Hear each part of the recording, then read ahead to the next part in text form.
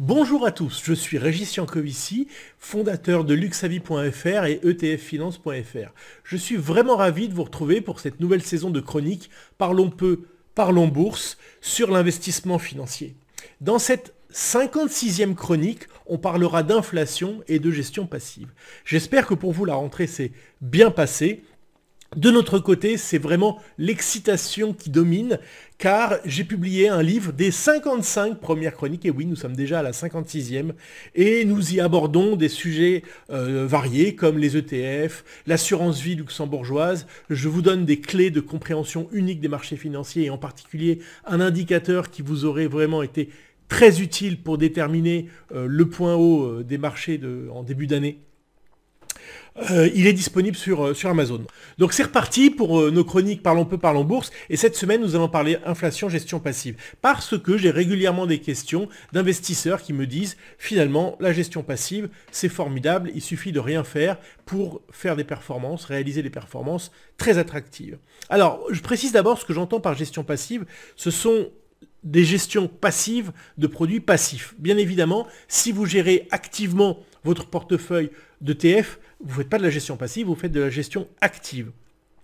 Alors il y a un portefeuille qui est considéré vraiment comme l'archétype de la gestion passive, c'est le fameux 60-40. Vous l'aurez deviné, il est composé à 60% d'actions et 40% d'obligations. Un portefeuille tellement basique que les anglo-saxons l'appellent le dumb portfolio, le portefeuille débile, excusez-moi. Un tas d'autres variantes existent, comme le portefeuille d'Harry Brown ou de Ray Dalio, mais au fond, ça ne va pas changer le fond de mon propos. Ces portefeuilles affichaient de nombreux atouts. Le premier, peut-être un des plus fallacieux, c'est que vous avez l'impression totalement fausse de ne pas faire de choix. C'est d'ailleurs pour cela aussi qu'on appelle le lazy investing, l'investissement paresseux. C'est une grande simplicité de mise en œuvre. Avec 2-3 ETF, vous construisez votre portefeuille. Et donc, ce sont des faibles coûts. Il y a des ETF actions avec des frais de gestion de 0,05%. C'est vraiment formidable.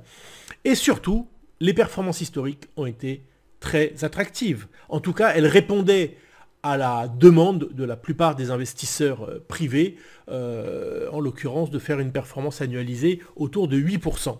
Pas mal pour un portefeuille débile. Mais je dis affiché, parce que 2022 sera sans doute catastrophique. Le fameux 60-40 affiche cette année, je vous parle, on est le 21 septembre, les performances sont à jour d'hier. La performance 2022 est de moins 17%. Pire encore qu'en 2008, considéré quand même comme l'année la plus catastrophique. Et encore, donc 2022, moins 17, et l'année n'est pas terminée. Cela ramène quand même la performance annualisée sur 15 ans de 8,03% à 6,29%. Donc en une année, donc là on est à 9 mois, vous avez détruit une partie significative de votre performance annualisée. Il est donc temps, avant que les dégâts ne soient plus importants, de se demander si 2022 est un accident ou une nouvelle tendance.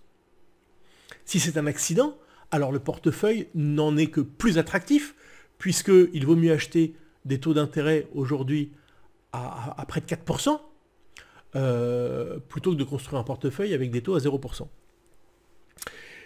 Les raisons de cette mauvaise année pour le 60-40 sont simples. Elles portent un nom, inflation.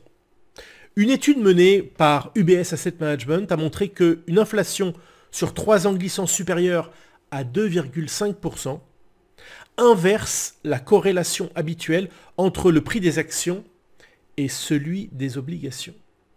Elle devient positive. Ce qui signifie que les deux classes d'actifs montent et surtout cette année baissent de concert. Cela remet totalement en question le caractère diversifiant des obligations. Je précise qu'une corrélation positive n'est en rien exceptionnelle, puisqu'en prenant un peu de recul, on s'aperçoit que cette situation a prévalu pendant 32 ans, entre 1966 et 1998. Alors, afin d'enrichir les discussions avec les défenseurs, presque les ayatollahs de la gestion passive, donc de produits passifs, nous avons créé un simple portefeuille, voire simpliste, qui soit composé de 0% d'actions ou 100% d'actions uniquement avec un ETF. Et qui ne s'appuie pour basculer de 0 à 100 ou de 100 à 0 que sur une moyenne mobile. Pas très compliqué. Et bien sur la même période, c'est-à-dire les 15 ans, ces performances sont de 225%, soit 8,36% annualisés à ce jour, donc avec la baisse de cette année. En l'occurrence, la baisse cette année est d'environ 8%, donc relativement limitée. Alors, en conclusion, faut-il abandonner la paresse et la bêtise? Pour répondre, je vous laisse simplement évaluer l'effort qui est nécessaire pour suivre une moyenne mobile, mais une chose est sûre, ce n'est pas bien compliqué de gérer vous-même votre portefeuille sur la base de règles simples. Je vous laisse avec ma pensée de la semaine. Une éminente parlementaire que je ne citerai pas pour ne pas avoir la nausée a déclaré il y a quelques jours le droit à la paresse. Je veux bien la rejoindre s'agissant de la gestion de portefeuille, pourvu que cela n'évite pas de faire marcher son cerveau. Allez, bonne fin de semaine à tous, à la semaine prochaine, et n'oubliez pas, les 55 premiers épisodes de Parlons peu, parlons bourse sont disponibles en livre sur Amazon.fr. Ciao, ciao.